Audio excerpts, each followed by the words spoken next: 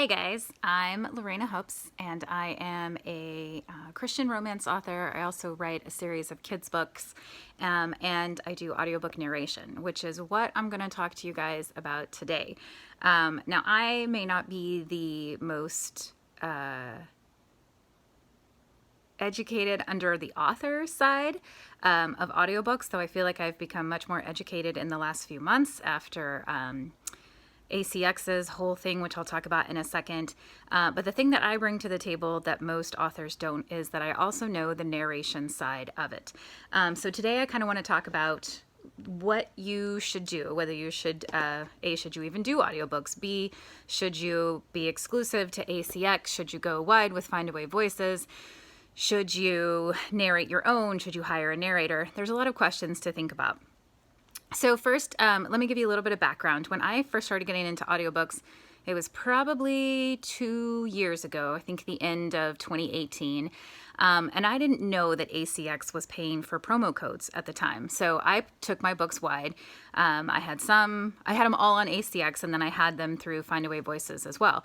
And I kept hearing all these people talking about making thousands and thousands and thousands of dollars on audiobooks. And I was like, okay, I'm making a couple of hundred, which is great because, they're up and I don't have to do anything, but I'm not making thousands. So what am I missing?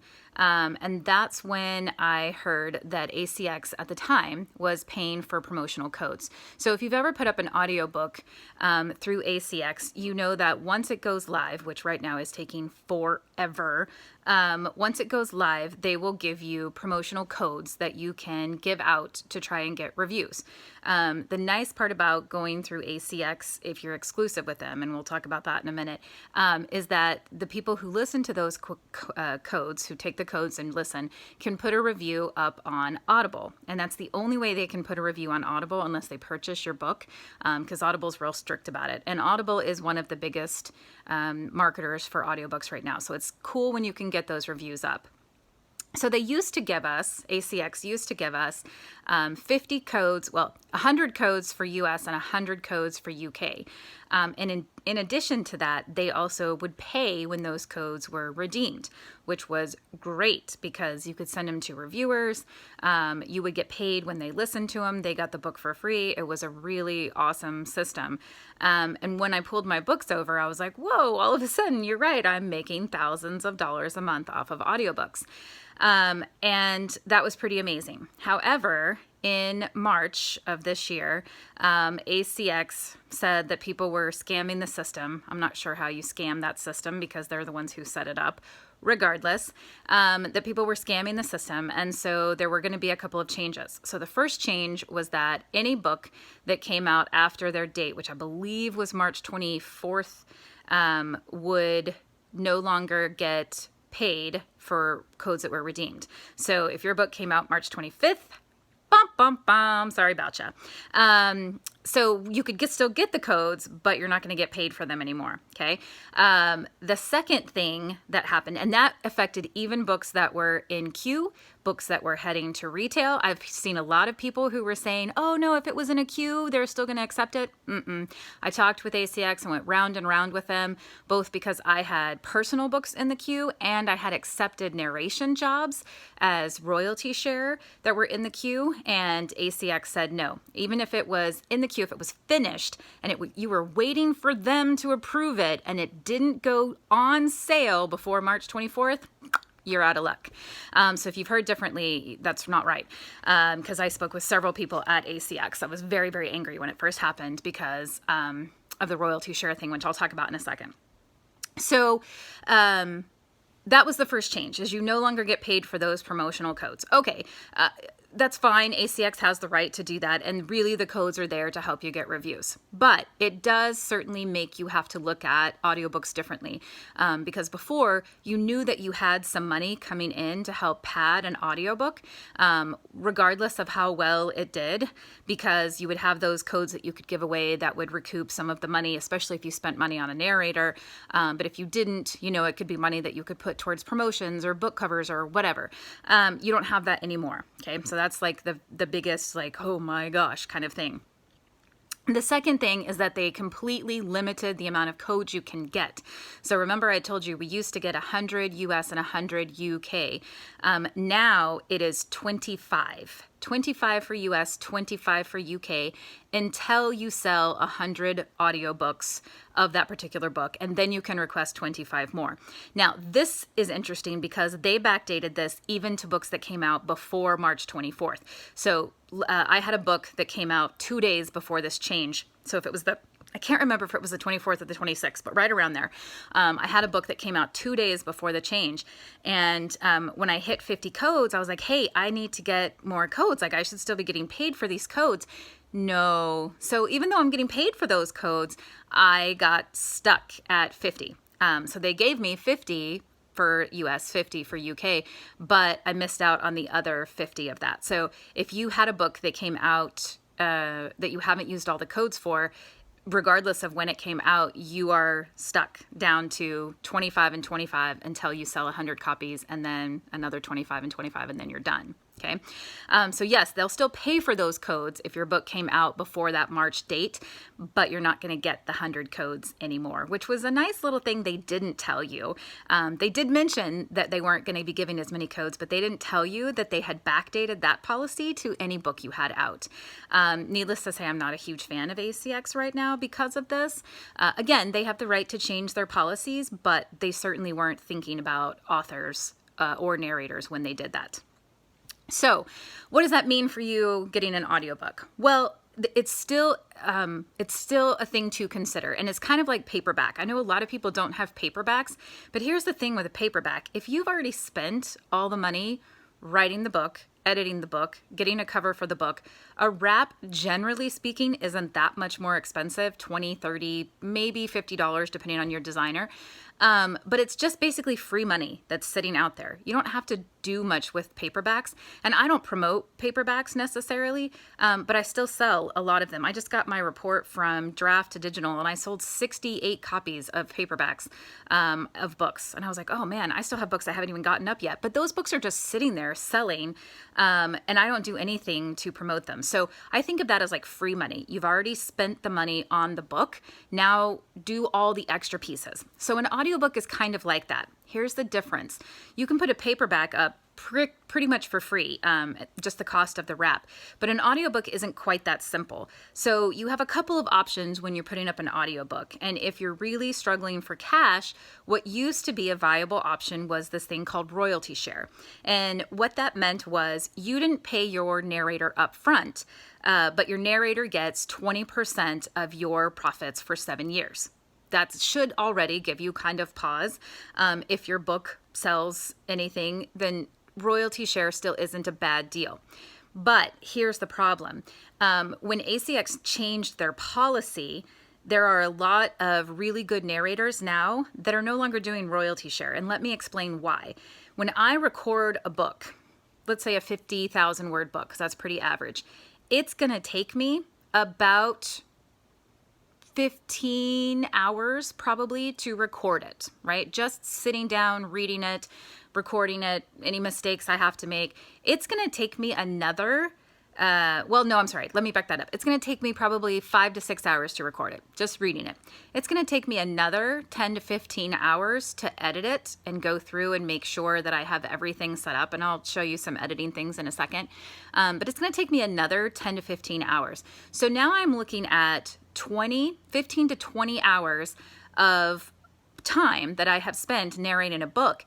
And in the new royalty share, I may never see payment. If your book doesn't sell well, I'm not going to make any of that money back. So you have to understand that narrators, good narrators, aren't going to be jumping on royalty share anymore. It's just not advantageous because there's no guarantee of any sort of return. At least when they paid for codes, I would do royalty share because I know how expensive it is to get started.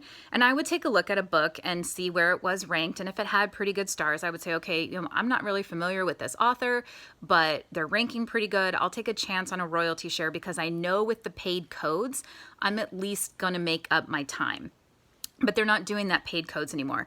So that's not to say you won't find narrators who still will do royalty share, but you're going to not find as many good narrators. And unfortunately, there are a lot of narrators out there who really are subpar, and they'll record your book for you, but the narration makes the book. So if you don't have a good narrator, even if you didn't pay anything for it, it's also going to affect your book and you can't sell it well.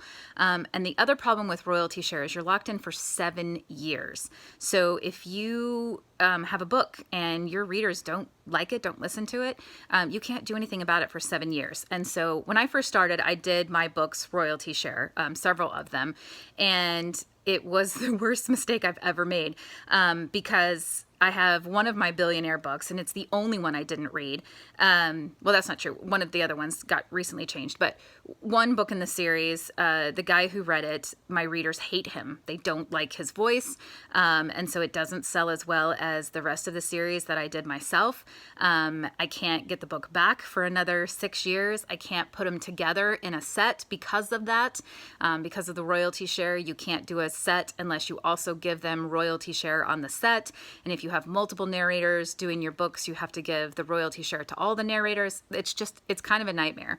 And so there's several of my books that I did royalty share before I started recording my own that I wish I had never done that with, because now I have to wait the 6 years until I can get my books back. But my husband, when I was doing that, was like, why are you not recording them yourself? Because I have a background in radio. I used to be a DJ. My background is in theater. I did a lot of theater. And I said, well, I don't really know that I have the setup to be able to do it well. And when I listen back to my first books, they aren't done super well because my computer system wasn't very good. And so what I could hear back sounded okay. But on a newer computer, I listen back and I'm like, oh my gosh, I have to re-record this one when I get time. So there are a couple of things to think about with narration. Okay, so you still have royalty share, possibly, if you can find a good narrator. The other option, and this is really what I would recommend, is that you do a pay per hour. And what that means is that you pay the narrator a certain amount per hour to record your book. Now, remember how I told you it takes like 20 hours for all of it? You don't pay for that whole 20 hours. You pay them however much the actual book is, like when it's done. So like I said, a 50,000 word book is probably going to be about 5 hours. That's what you would pay your narrator for. So your narrator is still doing a lot of extra work behind the scenes that you're not technically paying for. You're just paying for what the size of the book is when it's done. So what that reading time is when it's done. But the nice part about that is, it gives you more royalty up front. So if you decide to go exclusive with ACX and you pay per hour, you're going to then make 40% off of all of your sales, rather than just 20%. Okay, so if you have a book about 50,000 words, is going to run somewhere between $14.99 and $19.99 on Audible, because you don't get to set your prices. So let's say that it's $14.99. If you get 40% of that, you're making $6 every time you sell a book. If you make 20% of that, you're only making $3 every time you sell a book. So it's going to take you twice as long to make the money that you would have made if you had hired a narrator, okay? The other nice thing about that is you then own your files. So if I narrate a book, I'll use Mandy for example. So I'm doing a lot of Mandy Blake's books. Mandy now owns the files because she does the pay per hour. So I read it, I record it all for her, but Mandy can then take all of those files and put them together in a box set. I may have to record, the intro and outro and put all the stuff together for her, but that would be like an hour versus, the other stuff. So she's going to be able to take all of the stuff she's already paid for and put it together in a box set, and she's not going to have to pay near as much for that. And then she can put the box set up and do with it as she wants to, which is something you can't do if you royalty share. The other thing is that Mandy can then take those files. If she decides she doesn't want to be exclusive to ACX, she can take them to Findaway Voices and she can upload them herself. Now, this is what a lot of authors, including myself, are doing, and I'll explain why. So when the codes went away, there really isn't a whole lot of reasons to be exclusive with ACX anymore. So it comes down to this. If you're exclusive with ACX and you've paid for your files, right? Not if you're doing royalty share. If you've paid for your files, you're going to make 40%. If you're non-exclusive, you're going to make 25%. If you upload with ACX and not directly with Findaway Voices. If you upload everything directly with Findaway Voices, which you can do, you're only going to make 20% on ACX or Audible. So you do lose another 5% of that. It's not huge in the grand scheme of things. It's about 75 cents, but it can add up. So my suggestion is to upload through ACX first. Do all of your contracts and stuff through ACX, because Findaway Voices has some fees if you try to go directly through them and you're not doing your own files. And so it's just easier to upload through ACX. Plus you get that extra 5%, which right now through I think June they said is an extra 10% because they took away the codes, but they're giving us an extra 5% for those months. So let's go back to that example. So if I have a $14.99 book and I'm exclusive with ACX, I'm going to make $6 every time I sell the book. If I'm non-exclusive with ACX, I'm only going to make $3.75 every time I sell the book, right? So that's a difference of $2.25. That sounds like a lot, right? But if you look at Findaway Voices is going to pay you more through Apple. Plus you can set your price. So when I go through ACX, Apple sets my price at like $14.99. I can set my Apple price at $4.50. What do you think? If people are searching on Apple, are they going to buy the book that's $14.99 or are they going to buy the book that's $4.50? They're going to buy the $4.50 because we all want to save money, especially right now, okay? So I can set my price at $4.50 and I'm making 45% of that $4.50 instead of the 40% if I went through Audible and it was higher, okay? So that's one really good reason to go with Findaway Voices. The second really good reason to go with Findaway Voices is that you get into libraries, which right now, again, is huge because people are stuck at home and what are they doing? They're either crazy like me and they pick up running and start running every day, or they are listening to books or reading books. If you're an author, you've probably seen your sales go up during this time because people are buying more books. They're also listening to more books, and anything they can get for free to them is even better, right? Because a lot of people have lost their jobs. So the nice thing when it goes to libraries is the library is going to pay a fee to get your book, but then you're also going to get a payment every time someone checks your book out at the library, okay? So I'm going to pull up my Findaway Voices just so you guys can see this. And I think I have 5 books that are wide right now that I've pulled over, and one of them hasn't been picked up by a couple of retailers. So this is really off of 4 novels and a kid's book, which isn't really doing a whole lot. But the nice part is you get a daily thing once it starts coming in. It takes a couple of weeks. So when you first go into Findaway Voices and you're like looking at it, you're going to be like, Lorena, I don't see any sales coming in. Yeah, it takes about 3 weeks before everything gets, especially to those libraries. And right now, I haven't even been picked up by Hoopla because they're like behind like Audible, ACX is. And so that's another really good one, Hoopla, once you get into it, that will start picking it up. So I'm going to just pop over here and show you guys my chart view. Now this chart view is nothing exciting. Don't get super excited about it. But what I want to show you is this. So let me see if I can turn this. And I'm sorry I'm showing you on my phone and not on my computer. But these are my sales every day. So you can see there's one weird day like back in April where I sold, almost $2 worth and then there was nothing for a couple of days.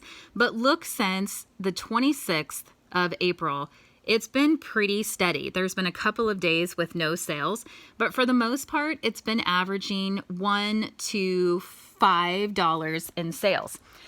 Now remember when I told you, if you are selling a book on ACX and you're exclusive, you're making $6 a day. And if you're selling it non-exclusive, you're making $3.75. So that's a difference of $2.25. So for every one of these days that I'm not selling a book on ACX, but I'm selling a whole bunch of books on Findaway Voices, I'm making up that difference, right? And the more books you have wide, the faster you're going to make up that difference. Now, there's some people who say you should stick with ACX exclusive for the first year because your book is newer and you'll probably get more sales in the first year and you'll make the 40% off of those sales. That's totally fine. That's definitely an avenue. I chose not to go that route for one really important reason. ACX used to get your book up in 10 days. So you recorded it, you sent it in, they approved it, it went to retail, it was live in 10 days. I have books sitting now for over a month that are still pending review. They're not even headed to retail yet, right? So what used to take 10 days is now taking 2 to 3 months, depending. Some books go faster, which also really annoys me. I've got I've got 2 books I submitted April 11th that are still pending review, and another book that I submitted May 4th that's already completed and will be heading to retail. Explain that. So I've asked them, and what they've said is every person has a queue. And so every time a book gets uploaded, it goes into this kind of like a queue tunnel. And it's just luck of the draw if you get someone who's fast or not. So that's my biggest thing with ACX, is that it's taking forever for it to go live. When I put a book up with Findaway Voices, it's up within a week.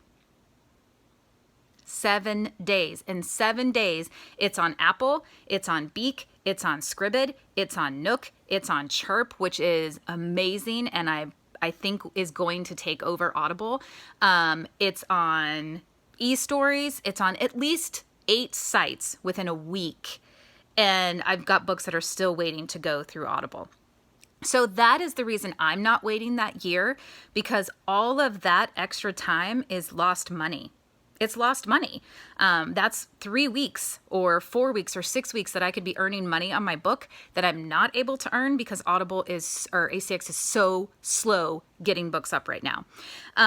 So you have a couple of options if you decide to go wide. For me, it makes much more sense to get my book out there. And then there's Chirp. I haven't talked about Chirp yet, but Chirp is pretty amazing. So one thing that I really, really, really love about Chirp is that it's cheap. It's cheaper than any other site out there. So again, especially in this time, I can put my audiobook and I can say I want to sell it for $6.50. Chirp is going to then offer their members a discount on top of that, but I still get paid off of the $6.50. So they can discount my book as much as they want. I'm still getting paid off of the $6.50, which is great. The second thing is Chirp is an affiliate of BookBub. If you've ever had a BookBub go through, they're amazing. Now, I haven't had a Chirp deal accepted yet. I've got a couple in the works and I'm waiting. But right now it's free to submit to Chirp. So if you've submitted a BookBub before, you know that they're kind of expensive. The last one that I did was almost $500. Now, I made that money back with all the sales, but it's expensive. Right now, the Chirp promotions are free to submit. So if you can get your book sent out in those Chirp newsletters, that's just free money coming in from all those audiobook sales. Even if you can't, the other really nice thing about Findaway Voices, let me jump back over here real quick, is in your tab over here on the left side. So let me see. Yeah, over here. Sorry, this is trying to go from my phone to my computers, but I'll explain why in a second. But over here you have a tab called Marketing. When you click on Marketing, you can schedule a promotion. Okay.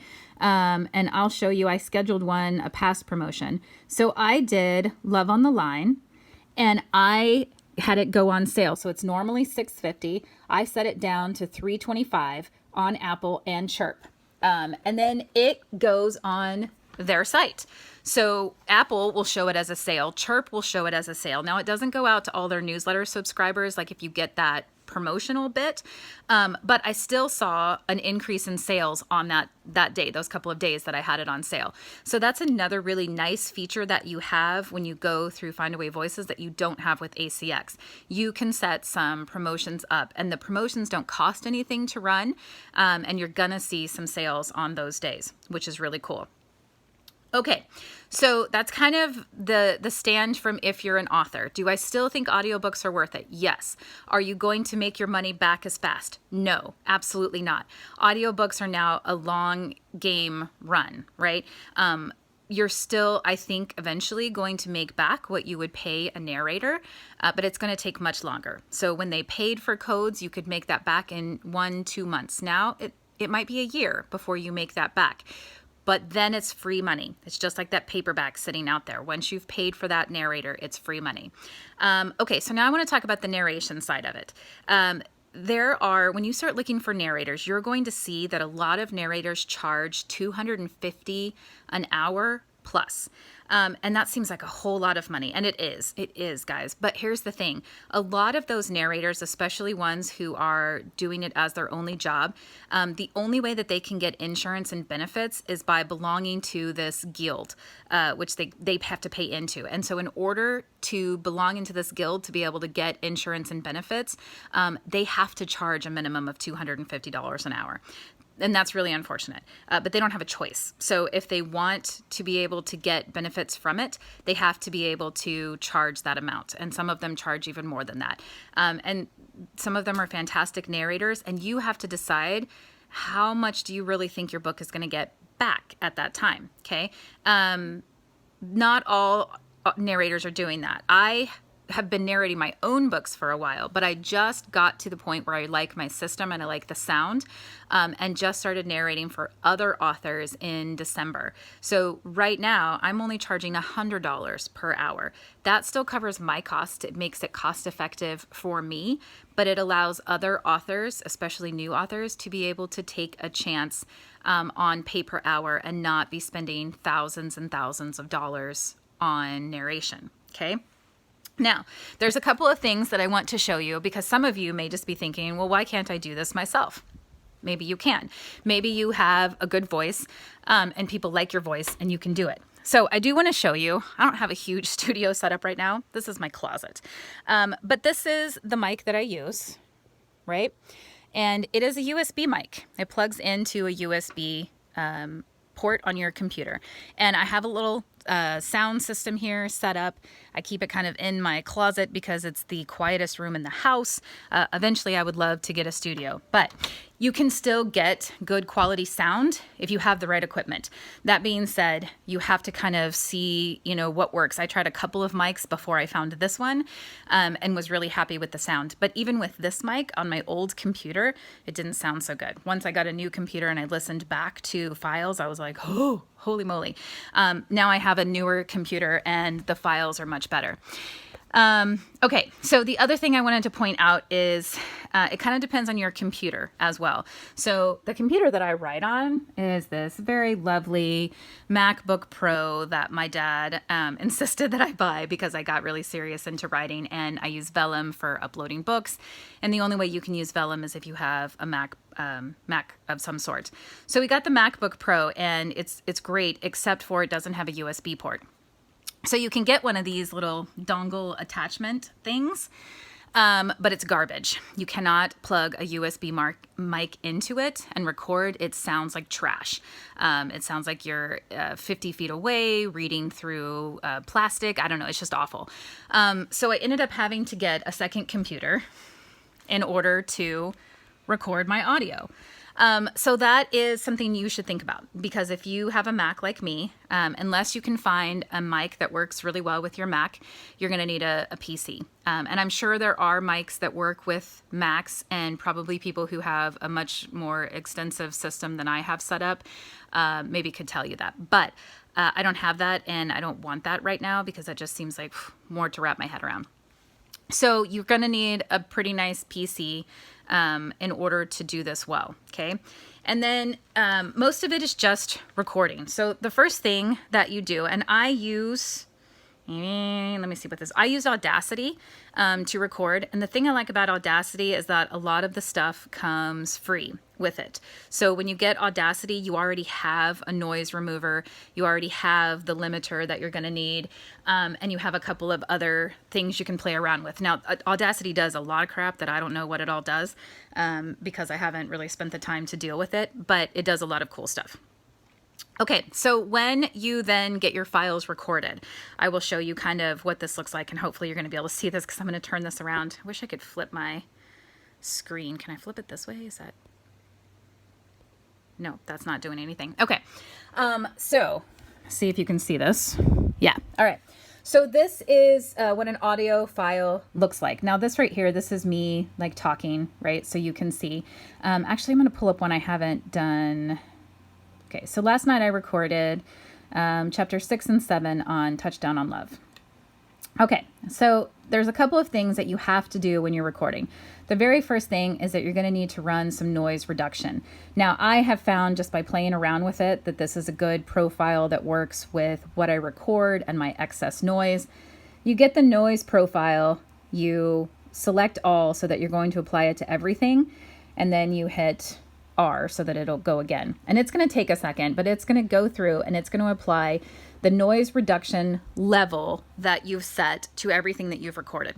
And basically what that's going to do is if you have a hum, like if your air conditioner kicks on, my kids take a bath and it flows through the pipes and I can hear it in the closet. So this noise reduction will take away the hum. It's going to take away the air conditioner noise. It's going to take away like some of the breathing that you do, not all of it. So a lot of it you have to go back and really check your breathing because you breathe a lot and it's not obnoxious until you hear it really close in your ears. And then you're like, ooh, that doesn't sound pretty.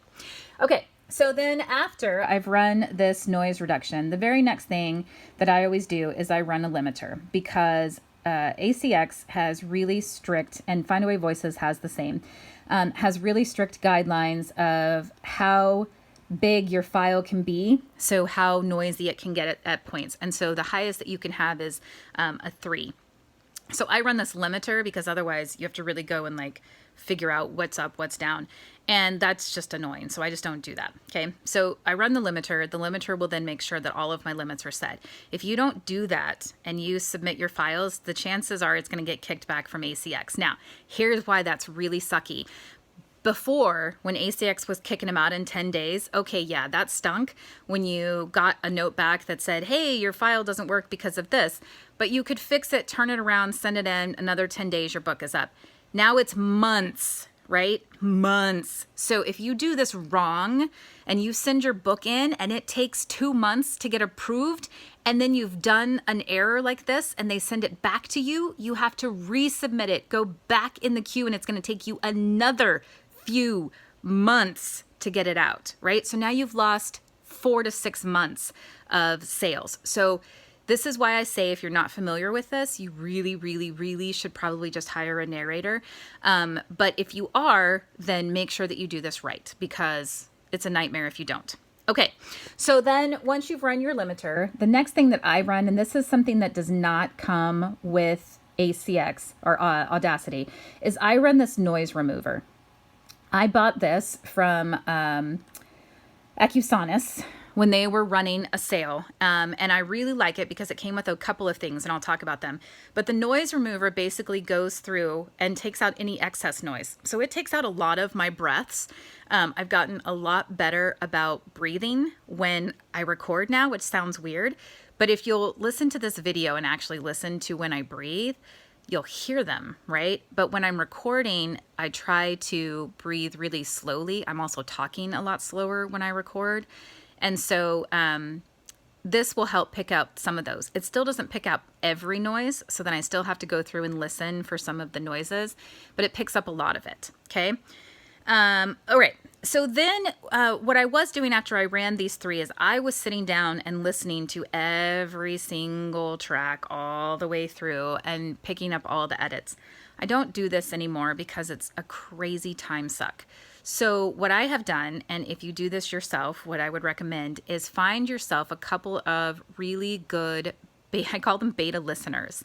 And so what I did is I reached out to some friends who were really good and always tell me when they listen to my audiobooks, like, hey, there's a weird word here. Hey, there's a noise here. Hey, because sometimes stuff will still get through. And I'll have repeated a phrase and I'll be like, oh my gosh, I can't believe I missed that. So I found a couple of those people who always let me know when they hear something. And I reached out to them and I said, look, hey, I can't really afford to pay you right now, but I can let you listen to all these books before they go live. Would you be willing to listen and let me know if you hear noises? So I send them the files, they listen to them, and they say, hey, there's a repeated word here, or hey, you said this word weird, or hey, there's a weird noise here. And so then when I'm going through and editing, what I'm looking for is weird spikes. So I can then edit a lot faster, and I can look and see, and again, this comes more with knowing it once you have done it a few times. But what I'm looking for is any sort of like this is silence right here. Any sort of spike in here is going to show me that it's a breath. It's a weird place that I breathed. And so I'm looking to see if I can find one for you guys. Maybe I did a really good job last night, and I'm not going to be able to find one. Isn't that the way it goes? Okay, so here's one. Here is a noise, right? I know without even listening to this, because I've done it, this is like my 50th audiobook, that this is going to be a noise. So I know automatically I'm going to want to take that out, right? Because that noise doesn't need to be there, okay? And then I'm going to keep going. The other thing that I started doing was when I make a mistake, I put a little like mark, and I don't know if I made any last night. I can't remember. It was a pretty clean read. But I'll stop and I'll make a noise. And so there will be something that very clearly shows me that I have made a mistake here. And then I will stop and listen to it and say, okay, which take is the correct one? Usually it's the second take. And then I'll take out the corrected, the wrong language so that I only have the corrected language. See, here's another one where this is excess breathing that I don't want in there. Okay, so I'll go through this is what I call like a cursory edit. And then I will send it to my beta listener. And I will say, okay, listen to this track and let me know if you hear anything weird, if you hear any noises, if my kids slammed a door that maybe I didn't see pop up, if I missed a repeated thing because I forgot, to say something, or my daughter interrupted me or whatever. So I will send this to her, and then she will let me know. And I'll pull those files back up. And she's really great. She'll give me the time, and I'll go back through and I'll listen again. And then it goes through another round when I send it back to the authors, because you as an author absolutely should listen to every single track completely, whether you do it yourself or you hire someone to do it, but somebody should listen to the tracks. It is better if you do it yourself, because my beta listener, as amazing as she is, doesn't have the script. So if I accidentally say the wrong word, she's not going to know that, but you would as the author. And so if you're following along, then you will be like, oh, you said the wrong word here. I really need it to be this word. And that's important because Whisper Sync, if you want your book to whisper sync on Amazon, it has to be really, really close. So there can be a few words off, but I don't know what the threshold is, so I don't like to play around with it. So if I've said your word wrong, I want to fix it, right? So that it can be in there correctly. The other thing is, if you don't read your books aloud, you really should, because I pick up so many errors reading books for authors. And if it's just a few errors, I usually reach out to the author and say, hey, there's a typo here. Hey, there's a typo here. I've done a couple of books where it's a lot of errors throughout. And with those people, if I see it when I'm doing their first 15 minutes, I'll reach out to them and say, hey, you might want to give this an edit. There were some typos, wrong names, wrong pronouns, like crazy stuff. But once I've started, like if I see that it's riddled, I'm going to take my best guess. And then I'm going to say, you might want to listen to this and make changes in your book. Because once I've started, I'm not going to go back and record a ton of your book. So I'm either going to send it back to you and say, hey, fix this before I start recording, or you're going to have to fix to what I record based on what I think you meant at that point. So yeah, make sure before you hire a narrator that you're sending what you think is your cleanest copy. Little bitty errors, not a big deal, but when you're leaving words out, or I can't tell who's speaking in what sentence, it slows down the process, right? So you want to make sure that you listen back through everything, because even though I will listen through parts of it, my beta listener will listen through all of it. You're the one who needs to make sure that it's absolutely correct before it goes to retail, because at least through Audible, it's a pain in the butt to change files. It's not so bad through Findaway Voices.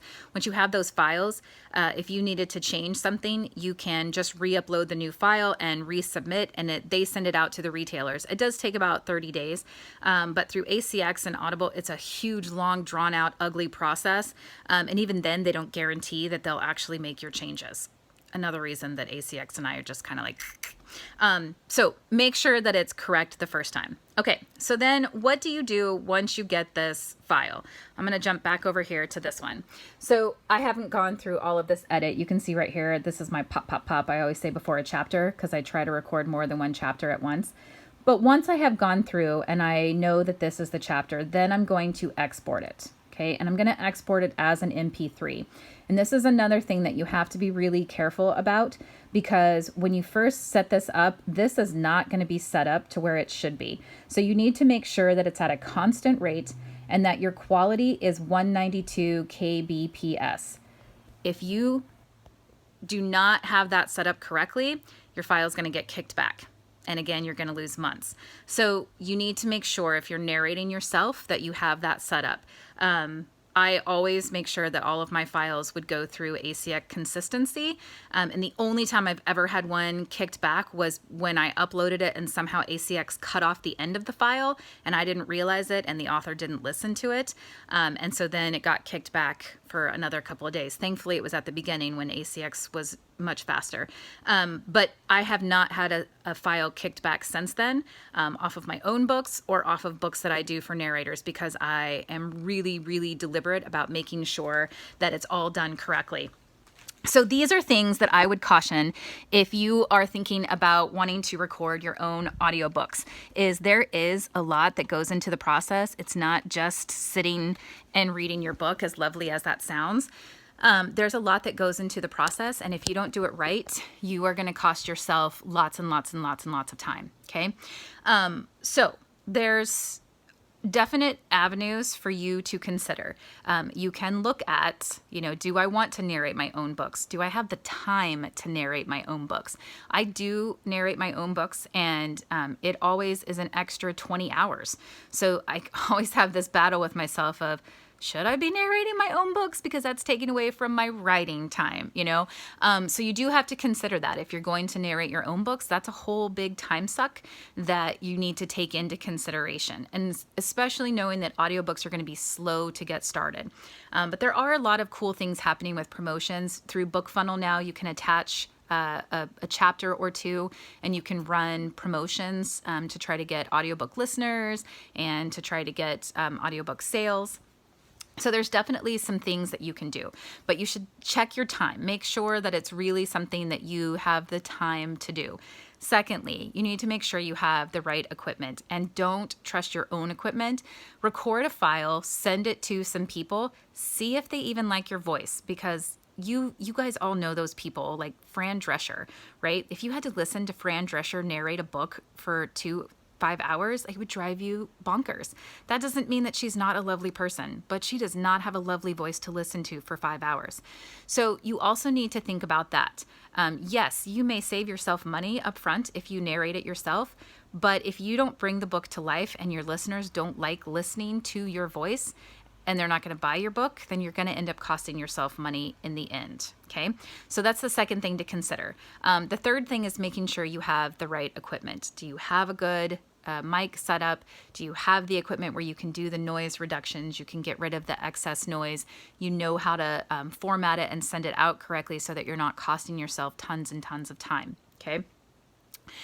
If you're an author, right, then you have to also consider, are you going to go exclusive with ACX, or are you going to go with Findaway Voices and use ACX as a platform? One thing I forgot to mention, when you go exclusive with ACX, you get those codes. If you don't go exclusive with ACX, they won't give you any codes. So that is sort of a drawback. You don't then get the ability to get Audible reviews unless people purchase your book.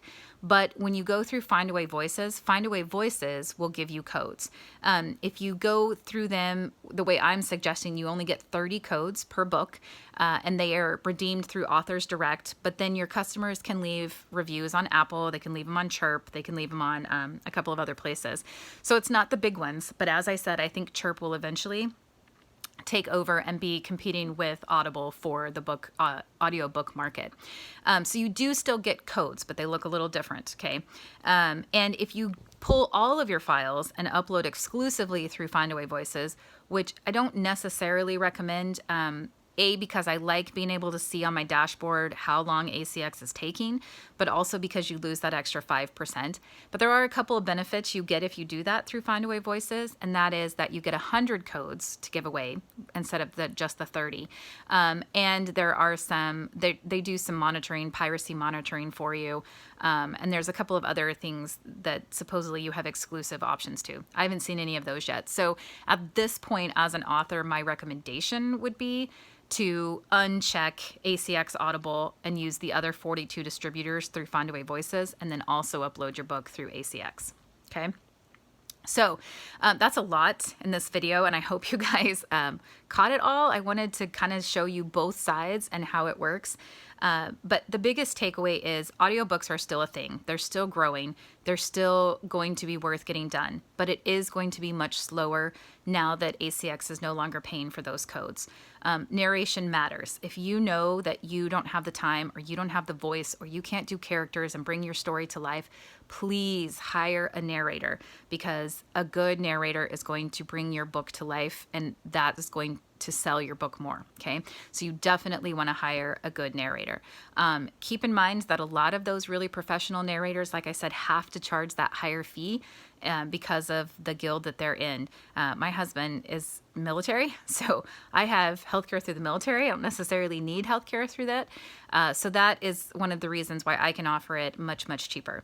So if you're interested in working with me, I will tell you that my queue right now is 25 books, which means that for anybody coming on, it's probably October before I can get to your book. But you know, the sooner you get it in, the sooner you're in the queue, and some books go faster than others, and I put them in the order they were received. So when I get your book, it goes into the next one that needs to be kicked out. So if you want to work with me, there will absolutely be a link where you can reach out to me. I will also try to put probably the Audible link, and you can listen to samples from some of my books. There are a few that were my older books that I did first that aren't nearly as good, but I'll try to link some of the ones that are newer so you can hear what the narration will sound like now.